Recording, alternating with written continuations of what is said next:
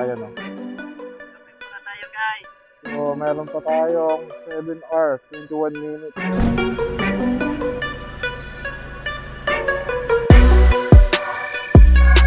Papasok na kaya? Okay.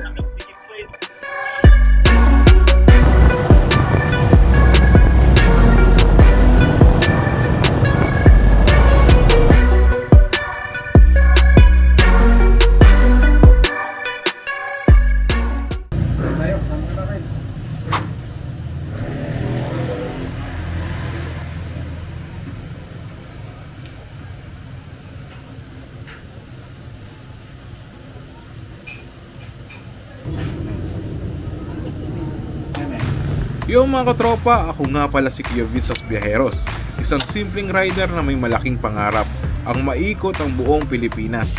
Hindi ko pa alam kung paano, pero isang ride, isang adventure lang ang kailangan para marating doon.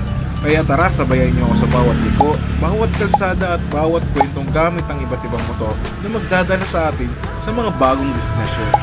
At syempre, bago tayo magsimula, kung bago lang kayo sa aking channel, huwag niyo naman kalimutang mag-like, share at subscribe at pakipindot na rin yung notification bell para ma-update ko kayo sa mga darating ko pang mga video.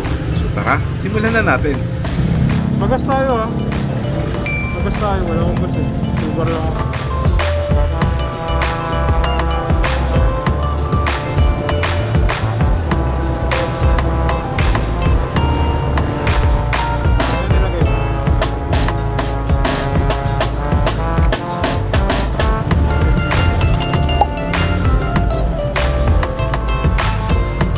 Hirap, walang hindi dito. Hindi ko makita yung neutral eh.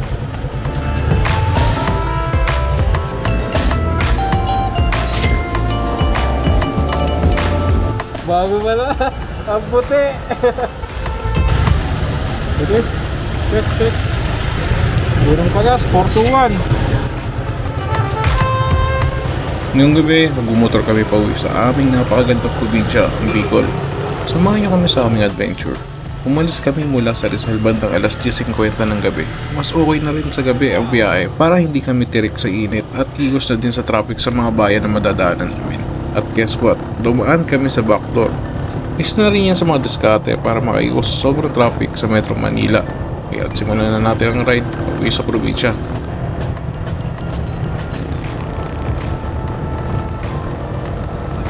After ng ilang oras na pagmamaneho, nakarating din kami sa Tanay. Huminto muna kami dito para i-check ang mga dapat i-check tulad ng gulong, ilaw at kung may kailangan pang ayusin sa motor. Sakto rin kasi bago kami umakyat ng Pililya at suungin ng kabundukan, kailangan ready ang lahat. Safety first syempre.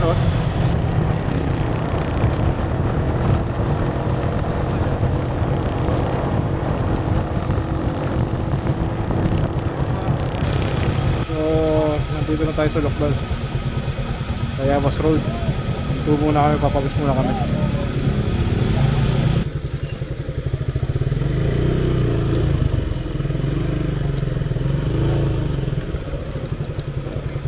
Sana all, may pang full tank.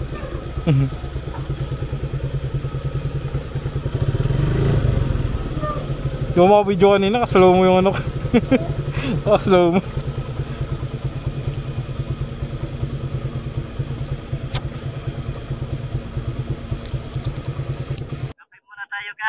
So, meron pa tayong 7 hours, 21 minutes. Nandito na tayo sa may Paterno Street dito sa Tayabas, Pagbilao Road. Sirayan, no? Yun eh. Sige. Ayan, malayo-layo pa tayo.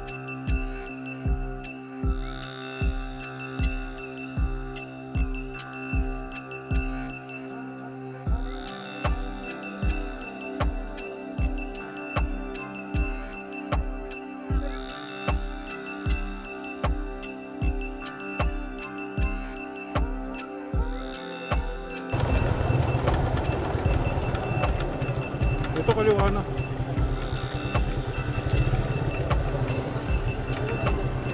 Wala.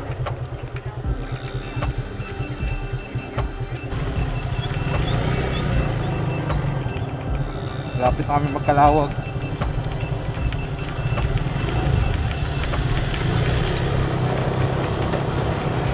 Habang binabaybay namin ang Lopez Quezon, napansin ko kung gaano katagal nang ginagawa ang kalsadang to. Parang buhay din natin no? May mga daan tayong kailangan tahakin, kahit lubak-lubak, kahit paulit-ulit. Minsan ang tagal ng proseso, parang walang pagbabago. Pero kahit ganun, tuloy lang tayo kasi alam nating may patutunguhan. Minsan mahirap, minsan nakakainis. Pero sa bawat pag-usad, may matututunan. Yung pasensya, yung pag-unawa at yung tiwala. Nasa dulo ng lahat ng to. May liwanag pa rin. At habang nag-aagaw ang liwanag at dilim sa paligid, naiisip ko, ganyan din pala ang buhay. Hindi mo kailangan makita agad ang dulo. Basta alam mong nasa tamang direksyon ka. Bandang alas 5 o alas 6 na ng umaga kami nakarating dito sa Calawag. Huminto muna kami sandali para mag-coffee break at syempre CR break na rin. Ang sarap talaga ng hangin dito sa probinsya, kahit saglit lang sulit yung pahinga. Napapaisip ba kayo kung paano kami nag-uusap habang nasa biyahe? Papakita ko sa inyo kung paano kami mag-communicate gamit ang intercom. Ang gamit naming intercom ay ang Gar-Elect Shark Pro. Mga 3 years ko na itong ginagamit pero okay pa rin naman. Although sabi ng iba, yung mga bagong labas daw ay hindi na ganun kaganda ang output at sound quality. Kaya kung mag-i-invest kayo, I suggest Fredcon na lang, mas reliable at sulit sa long ride. Promise! Sobrang laking tulong talaga ng intercom sa biyahe, lalo na kapag may mga biglaan kayong kailangan i-coordinate o i-warning. Katulad ng mga ginagawa namin dito. Hindi nakalock?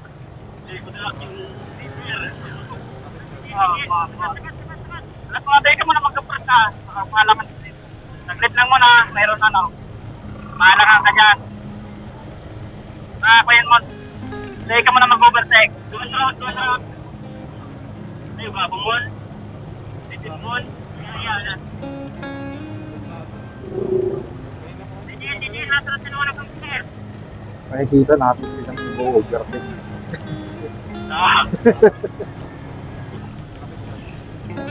Maluyas para bangging mo. Pero maluyas para bangging mo. You're there. Sir mo, mulero para sa mo. Okay, sir na kayo. Okay. Wala na, turbo na yan, Mon. You're there. Pag na-overtake nyo na yung truck, balik na kayo. Kasi may harang dito. Hindi ako kakabot. Kaya malayo pa yan. Pinapakapat na Hindi ka mag-shoot sa mga push-out. Walang ano? Kaya binigay yung shoot.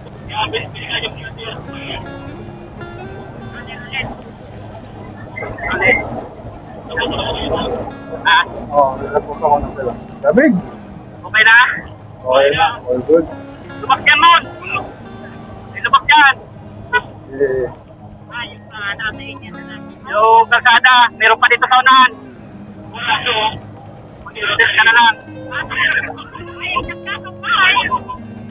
Ate, hindi talaga. Hindi, balik sa bahan.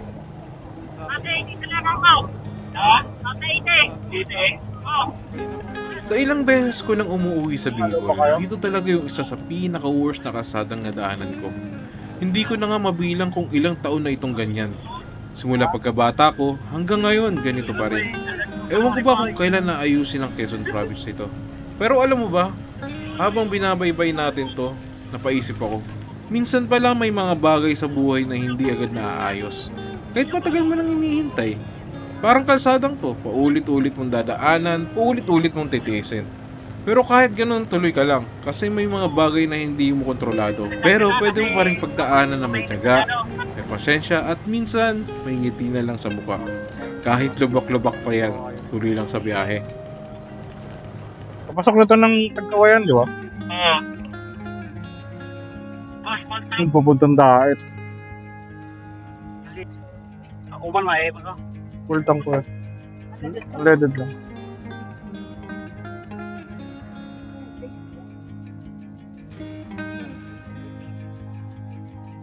$281, pangatlong gas, $281. Unang gas, 400 plus 200 plus pangalawa. 489. Sa 1,000 na. May 1,000 na yung gas ko. Hindi pa naman siguro? Ha? Hindi pa? 400 plus nung una eh. Wala din pa. Tapos 200 plus yung ano. Hindi alam. Around 8 o'clock AM na ata kami nakarating dito sa bandang Tagkawayan. So, inabutan namin ng gutom. So, kakain muna kami.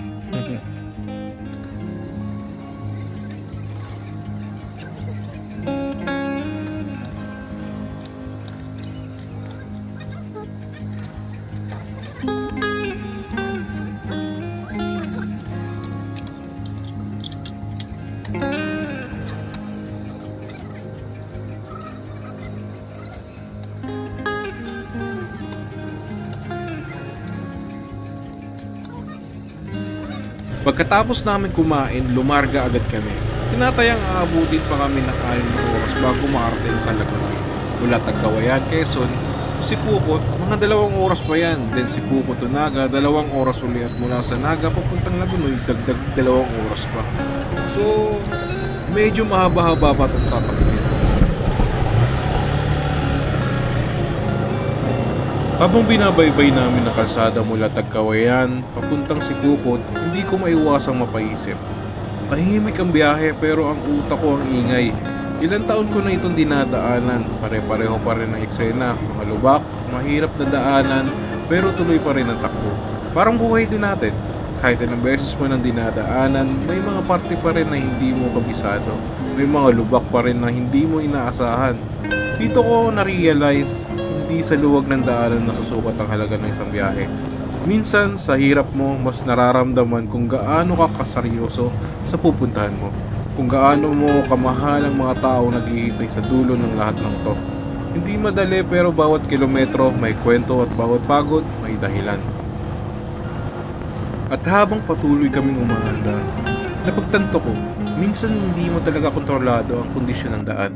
Pero kontrolado mo kung paano ka magpapatuloy. Pagod man, gutom mo, inip. Basta alam mong may pupuntahan ka, lalaban ka. At ayun, ilang oras rin ang lumipas pero unti-unti nang lumalapit sa Sipukot. Kahit hindi perpekto ang daan, alam mong malapit ka na sa dulo ng pagtitiis. At ayun, finally nakarating din kami sa Bicol. Roughly mga 12 PM na nung nakarating kami. Pero sa totoo lang, hindi ko na na-videohan yung last stretch ng biyahe. Pagod na rin kasi.